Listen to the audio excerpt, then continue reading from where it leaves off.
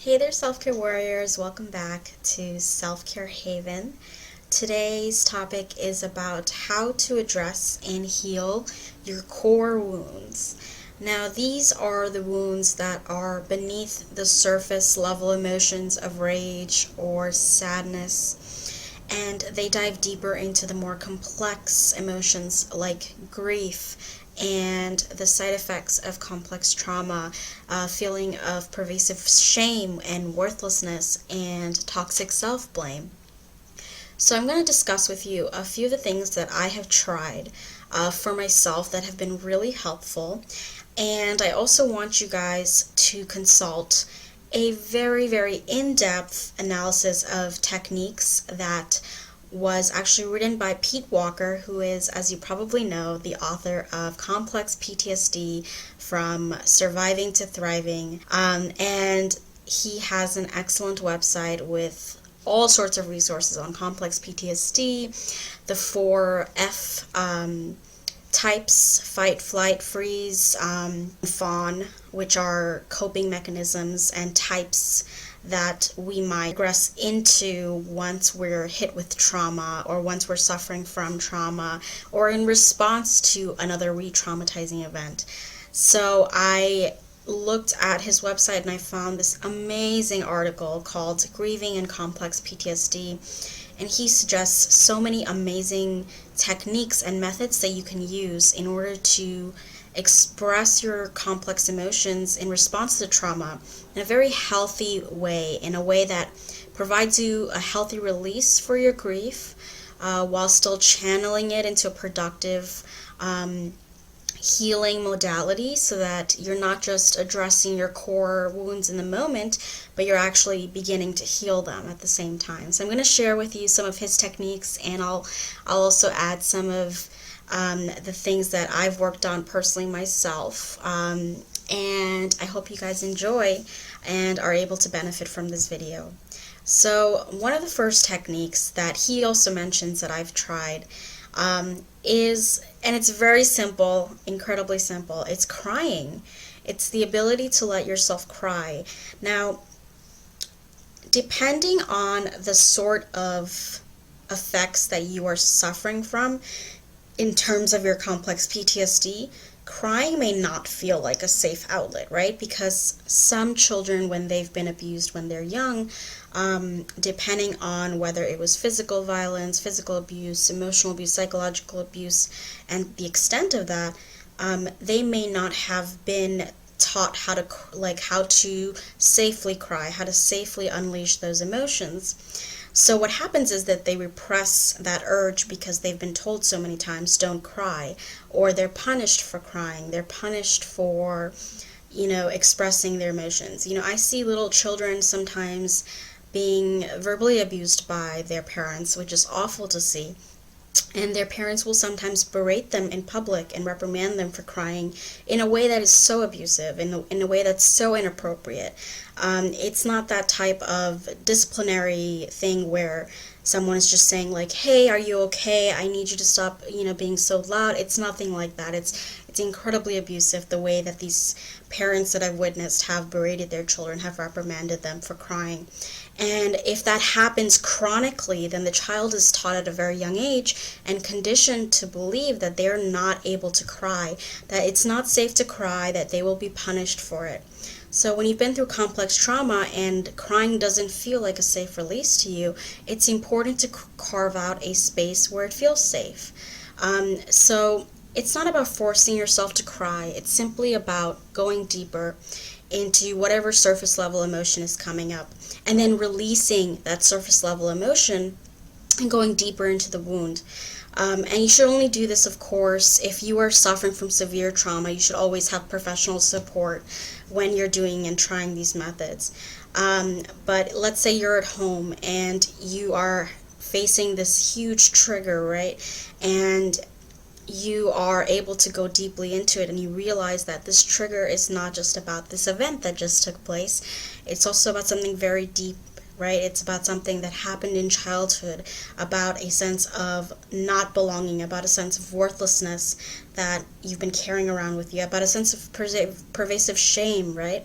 So what you do is you go deeper into that feeling and you say to yourself, what does this experience teach me about myself? What is it saying about me if this is happening? Why do I believe that this event that has just happened is making me feel worthless? Why is this event making me feel as if I have to blame myself? And once you go to that core wound and you start to unravel the reasons for why you might be having such an overwhelming reaction to a certain event or a certain trigger, you start to realize that, well, this is happening because, when I was very young, I was taught that I was never good enough. Or when I was very young, I was severely bullied. Or, even in the past few years, I've been going through this horrible chronic verbal abuse that has taught me that I'm not good enough. And so you start to unravel all of the things that are beneath the surface. You start to unravel and get deeper into that core wound. And you might have the urge to cry. And even though you might hold back because there might be feelings of shame surrounding the urge to cry, if it's possible for you to release it, if it's possible for you to dig deeper and allow yourself to cry even just a little bit, let yourself release some of that shame, some of that self-blame, and feel into the emotion. Feel it as long as it feels safe to you to do so. Feel through it, right? So let yourself cry. Let yourself cry and let yourself grieve for the safe childhood that you never had. I'm going to share a quote about the healthy release of crying as a method, as a healing method, from Pete Walker. He writes, "Because fear is a core emotional experience, emotional tools are needed to manage the fright that runs haywire during a flashback." Now, if you haven't read anything about emotional flashbacks yet with Pete Walker, I'll provide the link below, because emotional flashbacks are less visual and more in tune with the emotions that we might suffer once we face a trigger that makes us regress back into this feeling of worthlessness and pervasive shame from our childhood. Healthy angering and crying can short-circuit fear from morphing into the flashback triggering cognitions of the critic. So Pete Walker talks about how we develop an inner critic as a result of complex trauma and PTSD.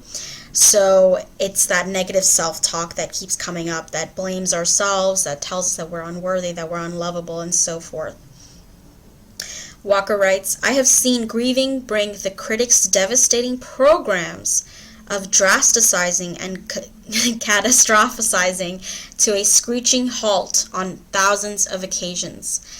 It appears to me that children are wired to release fear through angering," which is another technique I'll talk about, "and crying. The newborn baby, mourning the death of living safely and fully contained inside the mother, utters the first of many angry cries, not only to call for nurturance and attention, but also to release her fear. In the dysfunctional family, however, the traumatizing parent soon punishes the child for emoting. The child becomes afraid and ashamed of her own tears and anger." And Walker is using her and she, but of course this can apply to male children as well. "Tears get shut off and anger gets trapped inside and is eventually turned against the self as self-attack, self-hate, self-disgust, and self-rejection. Self-hate is the most grievous reenactment of parental abandonment." So what Walker is talking about is how we start to develop this record that's playing in our heads constantly after the experiences of abuse and trauma, right? We start to live in this perpetual record that says that we're not good enough. And crying is one method where the child is reparented in a sense, right? The inner child is reparented, because once we let ourselves cry in a safe space, maybe with a professional or another witness who's very validating to us, or maybe even alone if we feel safe to do so, and we have that sort of support network to check in with afterwards, it releases those toxic emotions, those emotional flashbacks from reoccurring. It actually interrupts the pattern of regressing back into that emotional flashback in a sense, because instead of feeling unsafe like we always did, we give ourselves the tools to release that emotion safely without that sort of berating or reprimanding or punishment that we may have received as a child, right? Whether it was through, parents or bullies or any other sort of figure that raised us when we were young or affected us when we were young. So in the process of trauma, tears, he says, gets shut off and anger gets trapped inside and is eventually turned against the self as self-attack, right? Over time, anger also becomes fuel for the critic and actually exacerbates fear by creating an increasingly dangerous internal environment. Anything the survivor says, thinks, feels, imagines, or wishes is subjected to an intimidating inner attack by the critic. Recovery is enhanced immeasurably by co-opting this anger from the critic and using it as self-protection and for work of distancing from and shrinking the critic. So when we are able to sort of diffuse the critic through crying, through anger, through being able to express our emotions safely, right, in a way that's constructive, in a way that's healing, we are actually diffusing that inner critic. We're actually diffusing those emotional flashbacks in a sense, because we're parenting ourselves and saying, hey, it's okay to cry, it's okay to be angry, it's okay for me to safely release my anger in a productive outlet or a constructive outlet. It's okay for me to vent these emotions, so long as I'm not hurting anybody else, as long as I'm just using my emotions to heal myself, as long as I'm safely releasing these emotions, it's okay for me to feel. And when we're reparenting ourselves, I really find it helpful to speak to ourselves in a very kind and compassionate way when we're doing that. So when we're crying, we might sort of hold our own hand in a sense, like we would a child's hand, and say, hey, I see you, I hear you, and I know you're hurt, and I know that you are grieving for a reason, and all of your emotions are real, all of your reactions are legitimate, all of your feelings are valid, and you deserve this healthy release. You deserve a safe space to cry. You deserve a safe space for your anger. Now, in terms of how we start to work on that anger that we might feel that might arise as a result of trauma, Pete Walker talks about a technique called angering, and angering is, one of these 4 processes of grieving. And it's very therapeutic. It's when we are allowed to sort of, what he says, rail against its living continuance in the self-hate process of the critic. Angrily saying no or shut up to the critic, the proxy of her parents, externalizes the anger. It stops her from turning her anger against herself and allows her to revive the lost instinct of defending herself against unjust attack, right? So it's when we rail against our childhood trauma, it's when we say, no, that's not okay, when we say shut up to the critic, when we shut down the inner critic, when we say that, no, this is not acceptable. And being able to anger in a way that allows us to diffuse our fear, our shame, and our self-blame is actually incredibly therapeutically helpful, because it redirects blame to where it belongs, according to Pete Walker. He says, angering redirects blame to where it belongs. It can be done alone or in the presence of a validating witness, such as a trusted friend or a therapist. And over time, the vast majority of angering needs to be done silently in the privacy of one's own psyche, as one learns to recognize and respond to inner critic attack with self-protective, anger-empowered thought stopping.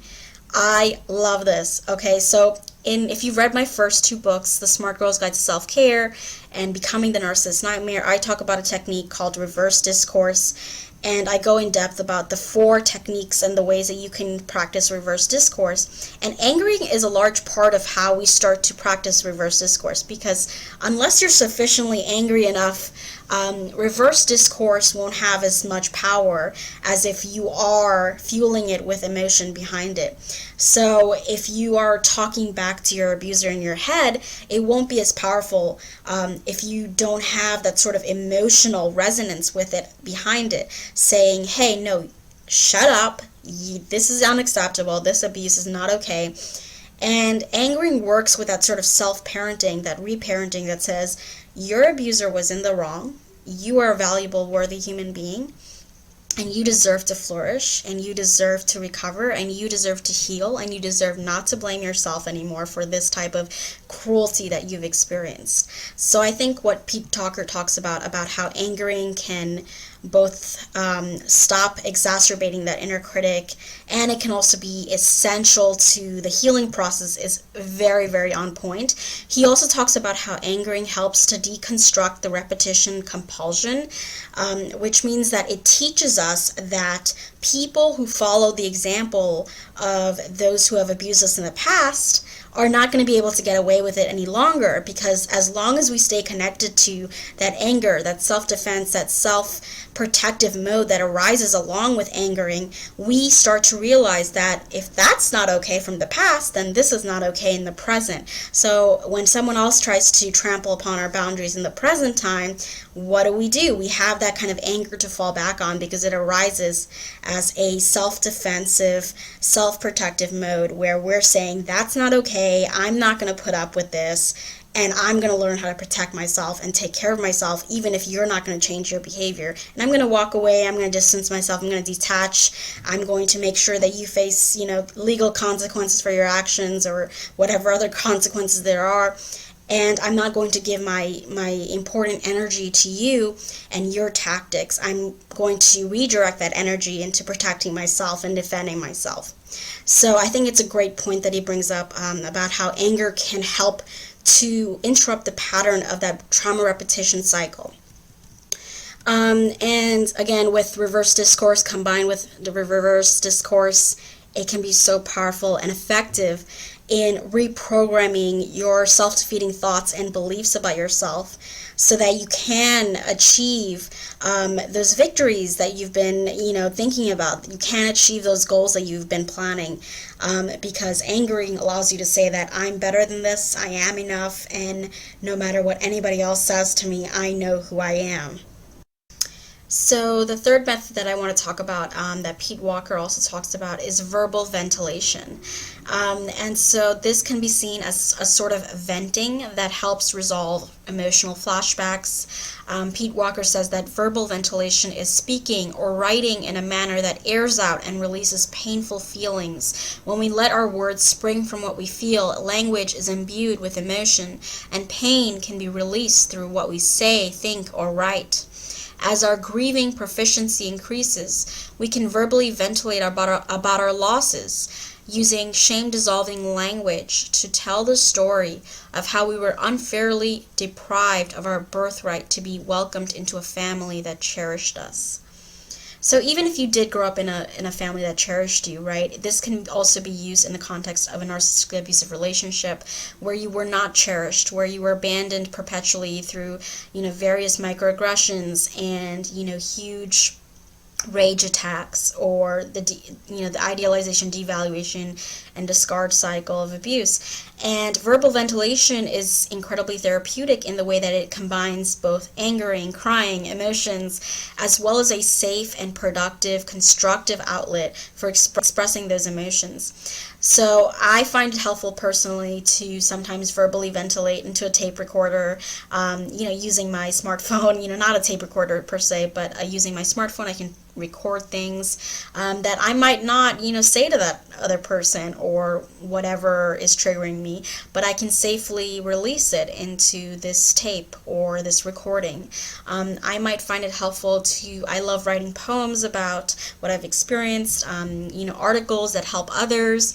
These are ways that you can constructively channel what you've been through. And even if you're not writing for anybody else and you're just writing for yourself, that's perfectly fine too. You can write in your journal, you can write poems, you can write short fiction stories, you can write whatever you want, so long as, it's connected to those emotions that you're experiencing, and it allows you to verbally ventilate whatever repressed feelings you might be having, because you're in the process of re-narrating your story. In Becoming the Narcissist Nightmare, I talk about how narrative therapy and rewriting your story and reverse discourse all work together to reframe our experiences.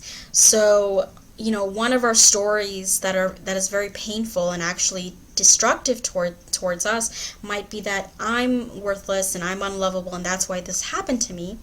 But the way we reframe that story is so important, and if we verbally ventilate and we create a new story, create a new narrative about how we were unfairly treated, mistreated, abused, and how we had the strength to survive and also thrive after the experience, that's a whole new story, that's a whole new narrative. So not only are you just venting, you're also recreating the story, you're also re-narrating the story so that it is a more accurate depiction of what actually happened to you.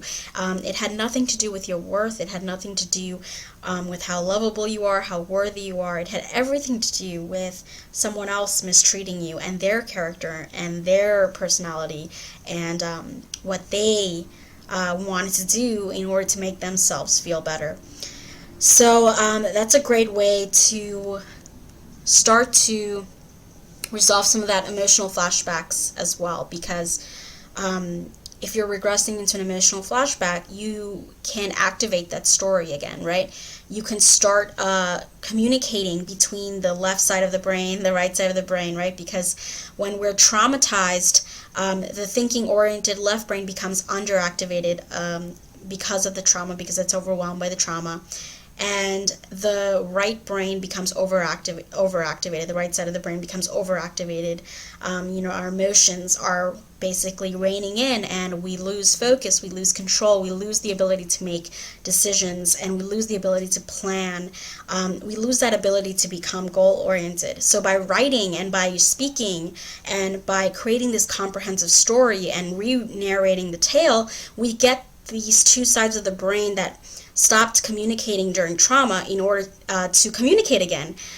We get them to speak to each other. We get them to speak in a dialogue, and by using that artistic expression.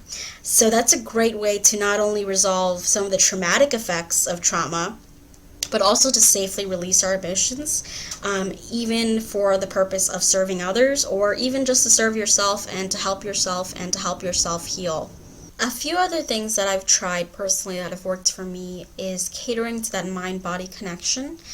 So doing yoga, doing kickboxing, running on the treadmill, dancing, taking exercise and cardio classes that put me into a very, very powerful state of being have really helped me to resolve some of my emotional flashbacks and trauma, because trauma is so much experienced through our body, as well as our minds, as well as our spirits and our hearts and our souls. So catering to that mind-body connection whenever possible, learning to resolve some of that trauma, even getting a therapeutic massage. I recently got a massage, and I don't know why it was so effective. Maybe it was the particular masseuse or the body work techniques that they used. There was some aromatherapy in that specific massage, but I felt so in alignment after that massage. I felt like I was completely just light and freer, and not only that, but amazing things happened right afterwards, and it was just like my whole energy had changed. So it was very interesting how even a simple massage can release some of those painful emotions. Now, of course, if you are a survivor of sexual abuse or you're a survivor of physical violence, you might not feel safe getting a massage. That might not work for you. I say the same thing about Reiki healing. Some people do benefit from Reiki healing, but others may not feel like it's a safe outlet for them and their bodies. So it really depends on what you feel comfortable and safe with doing, because some people may not feel safe getting a massage, getting any kind of body work done in terms of like Reiki healing, and that's for them, that's their healing journey. And find what works for you. Find what works for you. If walking works for you, walk more. If dancing works for you, dance more. Take dance classes. If cardio kickboxing or kickboxing in general works for you, do kickboxing. Do whatever you can to cater to that mind-body connection. Not all types of yoga might be effective for you. You might not like Bikram yoga, but maybe you like just regular vinyasa flow yoga. There's just so many different types of healing modalities that are out there to cater to that mind-body connection. Another thing that I would really recommend is laughter. Getting connected to laughter and your spirituality and the ability to refocus on, and I don't want to sound too cheesy, but the divinity within you.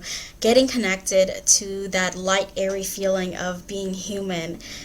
Because sometimes, even during the grieving process, we'll find something funny and we'll find ourselves laughing. Even when we're in the middle of incredible grief, we might find something funny. And it's okay to laugh. It's okay to interrupt the pattern of grieving. It's okay to interrupt the pattern of ruminating. Laughter is a great way to reconnect with your own humanity, and just remember that things can, get better in the future. It's a reminder of the joy that you may have lost in the midst of trauma. So find excuses to laugh every day, even if it's just 3 times a day. Set a goal for yourself. Say, I will promise myself to laugh at least once a day, and then incrementally each day just raise that number. Say, I will laugh 3 times a day. And it might happen accidentally. Maybe it's planned. You might, plan to go to see a comedy show. You might plan to watch more stand-up comedy on television. Whatever it is you do, just make yourself laugh. Allow yourself to laugh. Allow yourself to enjoy some of the joy that you might experience in day-to-day life. And don't feel like you're betraying your trauma or betraying your grieving process by doing that, because in laughter there's healing, and in laughter there is humanity and a connection back to who we once were, right? And some of us may not feel like we have a pre-trauma identity, but laughter reminds us that our identity within us is still there. We are still whole, even if we feel broken and damaged. So I encourage you to laugh, at least once a day. Of course, meditation and reflection is amazing. Some people may not feel like meditation is effective for them. And again, I think that it's really important that you think about what's comfortable for you, what you feel safe doing. And if you are suffering from the effects of severe trauma, always consult professional support, especially if you're having any sort of self-harming thoughts or suicidal thoughts or ideation. Always seek professional support and someone to help you, guide you through that journey to healing, because you don't want to do it alone. You want to have some sort of support network to lean on in case things do get too frightening or too overwhelming. So I hope this video has been helpful to you. Let me know in the comment section below what has helped you resolve emotional flashbacks, what has helped you to grieve in a way that's constructive or productive. And, also list some of the things that have been unhelpful to you as well. Are there healing modalities that haven't worked for you? Are there healing modalities that have? I would love to hear both sides of the story. And before I forget, I do want to mention that I have another book besides my poetry collection that's coming out, being published by Thought Catalog. And that is an essay compilation of new essays that I've written on narcissistic abuse, as well as old favorites, viral articles that I've written about this topic, and I really hope that you guys are able to benefit from it. I will put the pre-order link in the description below when it becomes available, and I'll also be making future videos of excerpts from it. But I just wanted to let you guys know that there is a new book coming out as well. And I talk about these processes in that book too. So I'll talk to you guys soon, and until then, take care.